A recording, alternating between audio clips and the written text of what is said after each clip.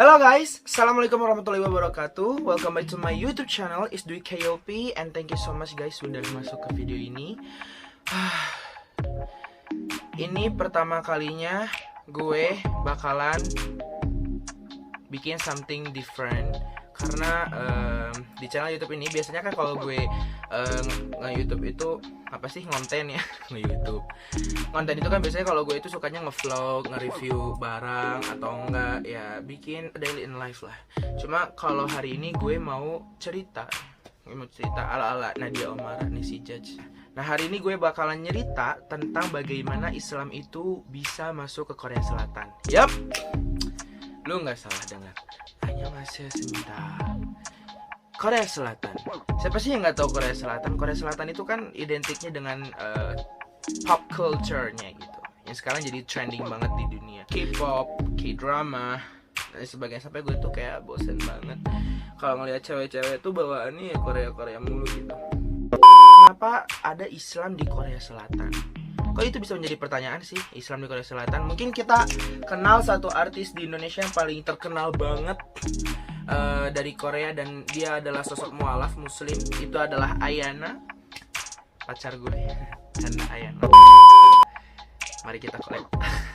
Mungkin di pandangan kita gara-gara dia gitu, gara-gara Ayana mungkin Islam itu cukup terkenal di Korea Selatan ya. Dan faktanya adalah tidak. Korea Selatan itu memiliki salah satu agama minoritas yang benar-benar minoritas banget, itu adalah Islam.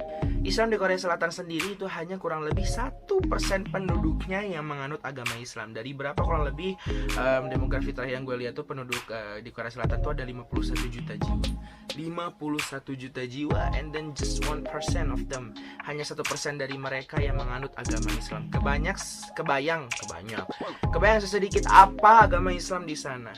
Namun yang jadi pertanyaan itu adalah, kok bisa sih agama di sana itu yang minoritas itu Islam? Atau mungkin gimana cara Islam masuk ke sana sedangkan mereka itu minoritas? Nah guys, ternyata ada banyak banget sejarah yang mencatat terkait masuknya agama Islam di Korea Selatan. Gue sampai nyari referensi kemana-mana, kayak gue tuh bingung banget guys. Saking bingungnya, kalau lu gak nonton sampai akhir, lu bukan bestie gue. Karena lu bestie gue, lu nonton sampai akhir. Ya jangan-jangan gak ada yang nonton sampai akhir gara-gara gue gak punya bestie. Enggak guys, gue punya bestie banyak. Whatever is that gitu ya. Langsung aja kita ke ceritanya. Check this out. Oke, sebelumnya aku mau jabarin dulu terkait negara Korea Selatan ya. Korea Selatan ini merupakan negara yang berbentuk republik. It's the same like Indonesia. Itu republik yang sekarang dipimpin oleh Moon Jae-in.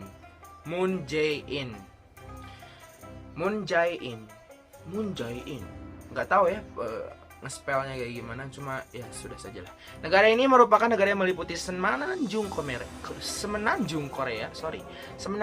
Jadi negara ini tuh salah satu negara yang ada di Asia Timur dan punya tetangga, punya saudara. Karena ada Korea Selatan, maka ada Korea Utara yang pemimpinnya itu Kim Jong-un. Nah, demografi di Korea Selatan sendiri sebenarnya sedang mengalami krisis. Kenapa? Karena jadi di Korea Selatan ini guys, lagi ada yang namanya itu isu tentang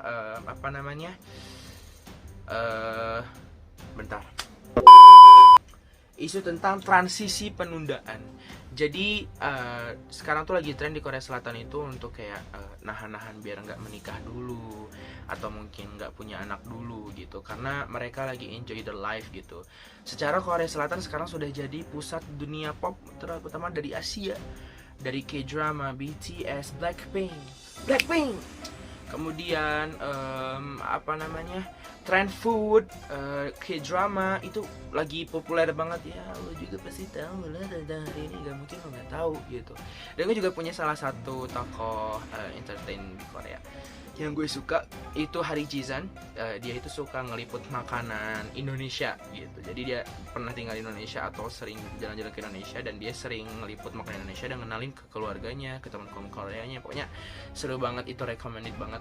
Gue tonton sampai berulang-ulang karena gak ngebosenin. Penduduk Korea Selatan sendiri dia itu memiliki pendidikan formal, dan rata-rata penduduknya itu bermayoritas ateis, guys. Jadi kurang lebih sebanyak 51% penduduk di Korea Selatan itu tidak memiliki agama. Mereka memilih sistem kebebasan. Dan tadi terkait transisi penundaan, 51% itu didominasi oleh ateis, kemudian sisanya didominasi oleh agama Buddha, kemudian Christian, Islam dan Yahudi. Islam sendiri menjadi agama yang sangat minoritas di Korea Selatan, kurang lebih hanya 1% saja gitu. Kemudian Korea Selatan ini menjadi salah satu negara yang sangat maju di Asia. You're right. Hampir sama seperti Jepang, Singapura, Korea Selatan itu memiliki pendapatan per kapita kurang lebih $20.000. Yes, itu duit per tahunnya ya, per tahunnya. Dan kemudian di Korea Selatan hanya memiliki penduduk sekitar itu 51 juta jiwa. Jadi kebayang banyaknya resesi seks yang ada di sana gitu. Nah, itu tadi terkait sedikit tentang Korea Selatan. Sekarang kita masuk ke sejarah masuknya Islam di Korea Selatan. Nah, walaupun sekarang itu di Korea Selatan Islam menjadi agama yang minoritas, tapi itu tidak menutup kemungkinan bahwa di Korea Selatan itu pernah terjadi suatu peristiwa di mana peristiwa itu menyebabkan Islam itu pernah masuk di Korea Selatan. Bahkan pada abad yang pada saat itu teknologi saya yakin belum pernah ditemukan. Gue yakin banget lah. Itu adalah pada abad 9. Jadi agama Islam pertama kali masuk ke semenanjung Korea. Karena dulu kan Korea Selatan itu masih tetap nyatu kan dengan Korea Utara.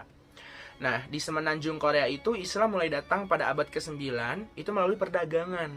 Nah, melalui pelabuhan-pelabuhan di sana, perdagangan bangsa-bangsa muslim yang berasal dari bangsa Arab kemudian Persia itu mulai datang di Korea, semenanjung Korea, kemudian mulai menyebar gitu dengan cara apa? Pernikahan. Kan udah orang pedagang datang, kadang yang menetap gitu kan. Nah, mereka itu menjadi pernikahan dan mulai memperbanyak keturunan Islam di sana. Nah, pada abad ke-9 ini Islam itu masuk di kerajaan atau dinasti Silla, namanya dinasti Silla. Jadi pada abad ke-9 ini dinasti Silla ini mulai memperbolehkan agama Islam itu untuk masuk ke Korea Selatan, tepatnya di semenanjung Korea. Jadi kalau misalnya ditanya kapan pertama kali Korea Selatan itu didatangi oleh bangsa muslim, itu adalah pada abad ke-9 di dinasti Silla, masa-masanya periode dinasti Silla. Agama Islam sendiri itu mulai terkenal atau mulai banyak masuk ke Korea itu pada abad ke-13 sampai abad ke-14 Masehi. Jadi pada abad-abad itu ya, pada masa dinasti Koryo, susah nyebutnya, kan pakai aksen Korea itu susah. Oh no. Ya, pakai aksen yang biasa aja ya. Agama muslim ini mulai banyak banget di dinasti Koryo karena adanya juga penaklukan di bangsa Mongol gitu. Jadi bangsa Mongol itu ketika pada abad ke-12 sekitar tahun 1270 Masehi, setelah ada penaklukan bangsa-bangsa Mongol gitu. Nah, baru di dinasti Koryo ini Islam mulai memuncak gitu. Nah, ini menurut salah satu buku sejarah yang mencatat terkait peradaban Islam di sana. Nih, gue bacain ya. Dulu itu di dinasti Koryo itu ada suatu orang gitu yang berasal dari bangsa Mongol, tapi dia itu Islam dari awal, tepatnya dari Uyghur. Halo saudara-saudaraku yang dari Uyghur. Nah, dari Uyghur ini dia itu pergi ke semenanjung Korea. Nah, ceritanya itu dia tuh akhirnya di sana mendapatkan jabatan yang sangat tinggi. Beliau bernama Samga, ya namanya Samga. Nah, si Samga ini dia karena dari lahir sudah beragama Islam, akhirnya dia menikah dengan putri bangsawan di sana. Sehingga Samga itu dia menyebarkan Islam melalui pernikahan di sana. Jadi pada abad ke-13-14 itu karena dia punya jabatan tinggi, kemudian dia menikah dengan anak bangsawan, akhirnya dia menyebarkan Islam dengan cepat gitu di sana.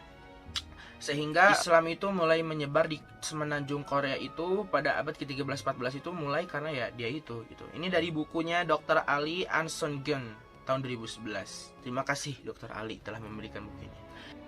Nah, dinasti ini pun secara baik memiliki hubungan yang baik dengan bangsa Arab. Jadi dinasti Koryo ini juga memiliki hubungan baik gitu, hubungan ekonominya saling membantu satu sama lain. Kemudian tidak ada perselisihan gitu, jarang ada perselisihan. Nah, akhirnya di Korea itu dibangun masjid yang disebut Yekung. Jadi dulu tuh masjidnya tuh namanya tuh Yekung. Jadi, hey guys, let's go, kita pergi ke Yekung. Nah, nama masjidnya itu disebut Yekung. Nah, kalau imamnya itu disebut Doro. Jadi Nanti kalau misalnya gue jadi imam di Korea Selatan, mungkin gue dipanggilnya Doro Dwi Cahyo. Wah. Oke, namun sayang pada abad ke-15 Masehi itu, pada zamannya dinasti Joseon, nah zamannya dinasti Joseon itu mulai berkuasa, akhirnya Islam itu dengan secara sukarela ya mau nggak mau gitu ya harus di stop. Karena apa? Karena ketika pemimpin dinasti Joseon ini mulai berkuasa, ia mulai menutup ya semua, bukan Islam aja. Ia mulai menutup adanya budaya-budaya asing yang masuk ke semenanjung Korea. Jadi semua budaya asing di sana termasuk Islam ya, Islam itu ditutup. Jadi nggak boleh lagi ada agama Islam di sana. Akhirnya agama Islam pada saat itu musnah pada abad ke-15 Masehi dan tidak terlihat lagi selama berapa tahun? Selama 500 tahun, 5 abad kurang lebih. Sampai di abad ke-20 ini.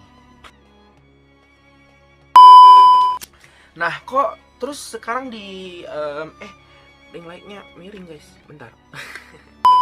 Nah, yang jadi pertanyaan, kenapa sekarang di Korea Selatan ada Islam lagi? Apakah Islam dibawa pada zaman abad modern?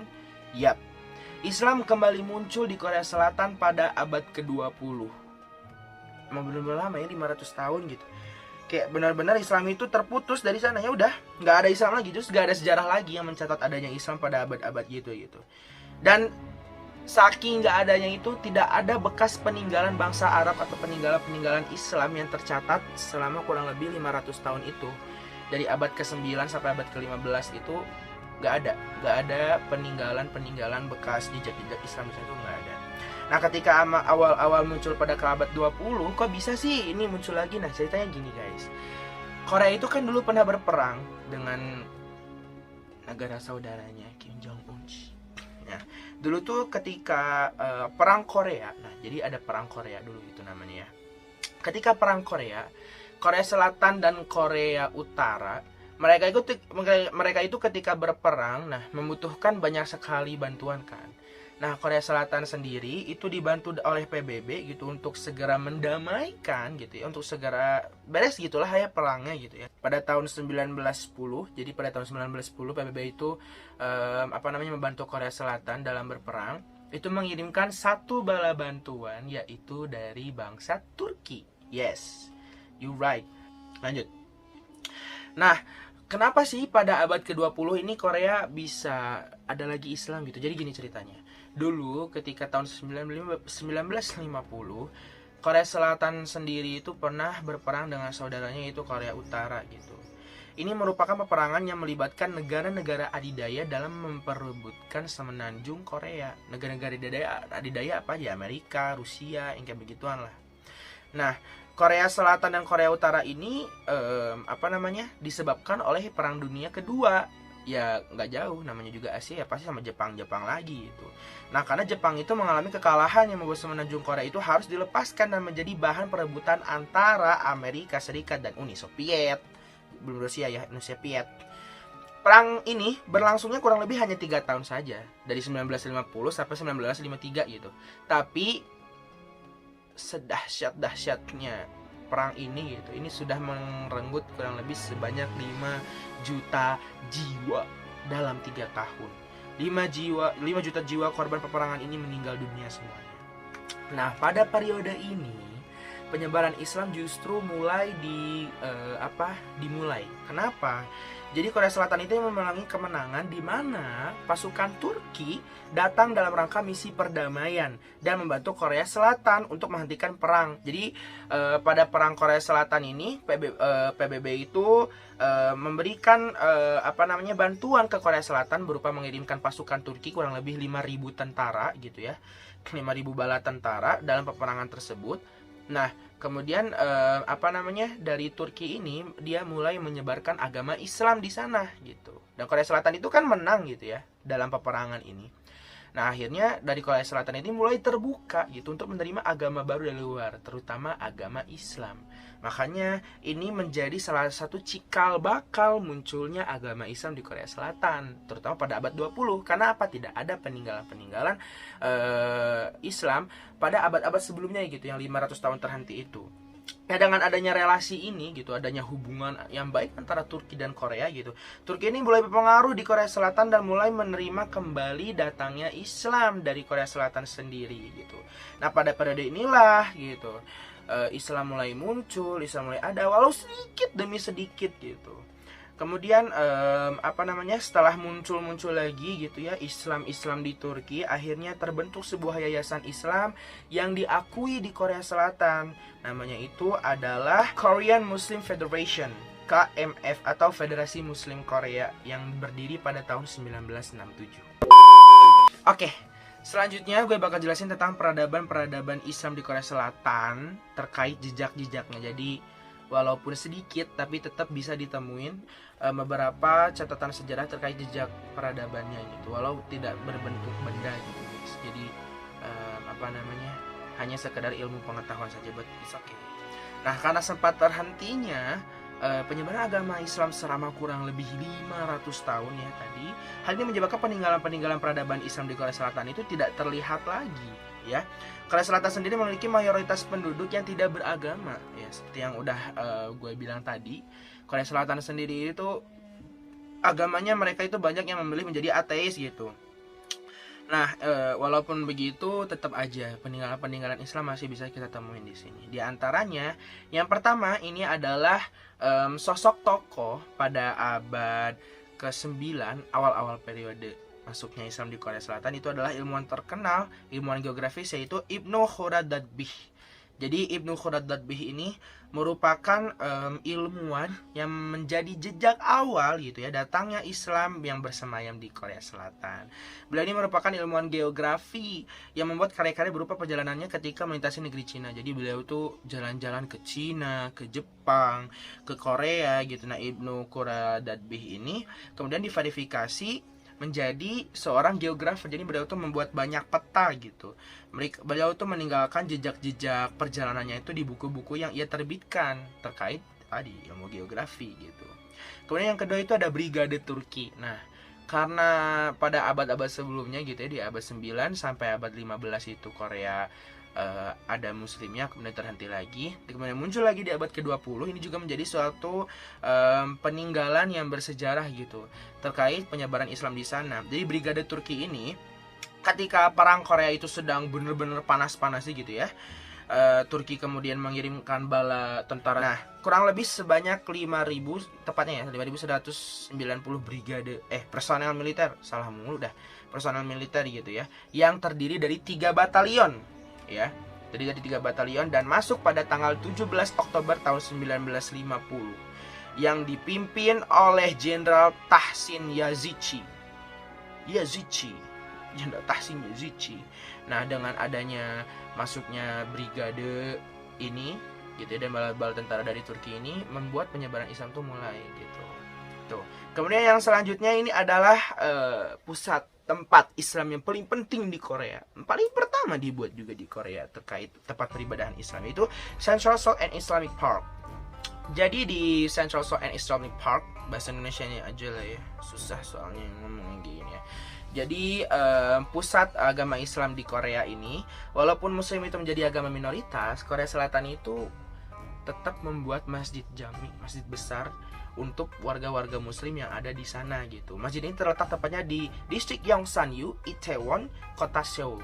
Jadi di kota Seoul ini masjid besar mulai berdiri yang untuk pertama kali. Nah, namanya itu menggunakan bahasa Arab awalnya itu, yaitu Seoul Al-Markaz. Seoul Al-Markaz. Namun jadi di Korea Selatan itu karena banyak penduduk di sana dan banyak turis yang masuk, jadi di papan-papan penunjuk jalan gitu, kayak misalnya Cimahi, kita lihat ke kanan gitu.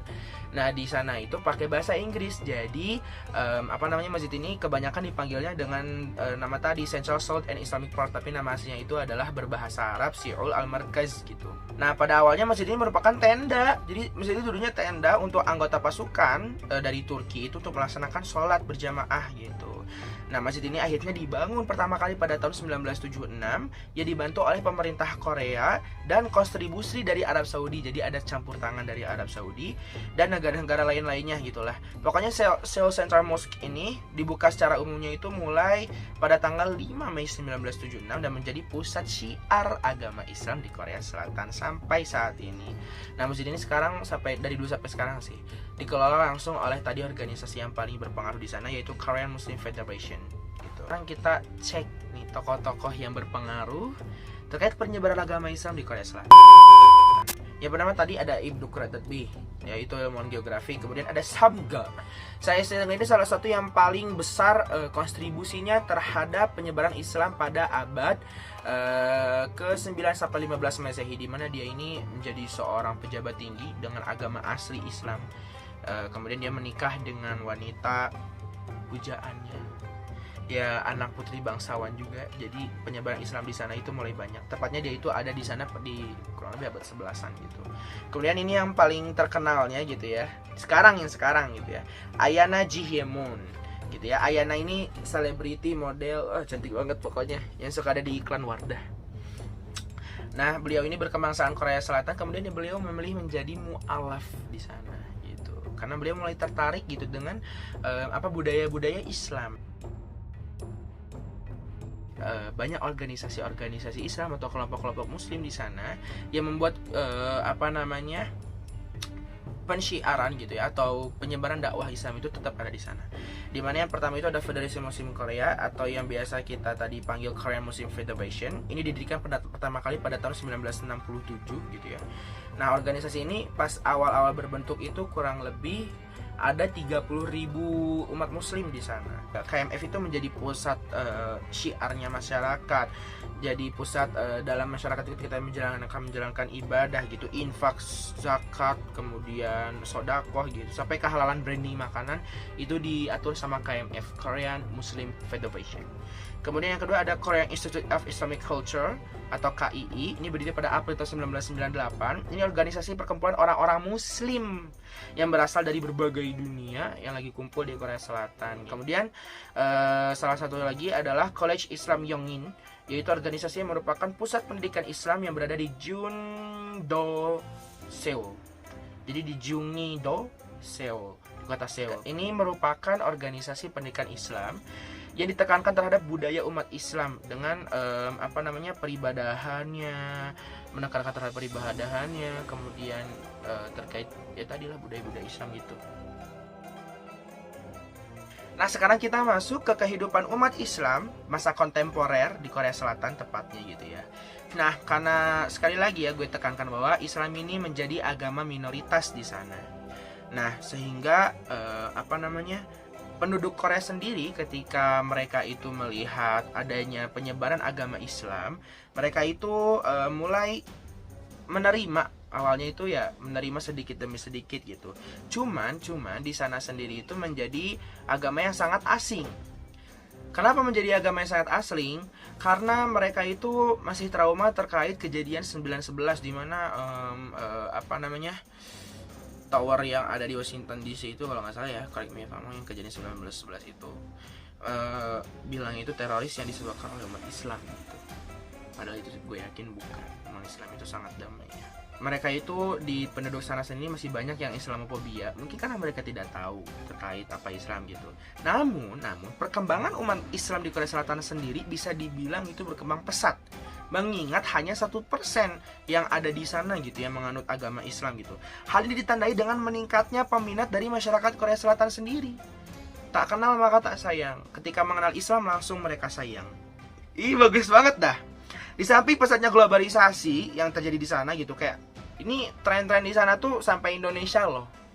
Indonesia bener-bener dah tren Korea itu kental banget.